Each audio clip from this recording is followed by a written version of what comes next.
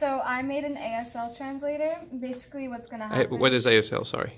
ASL stands for American Sign Language. It's how the disabled communicate with others. Okay. So basically this glove has 5 flex sensors on it, and it's going to measure differences in curvature.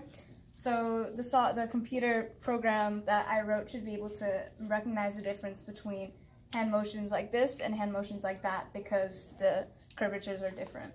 So I've programmed all of the letters, but for example, I'm going to show you why. This is the hand symbol for it, and the program's going to recognize it and print it onto the screen.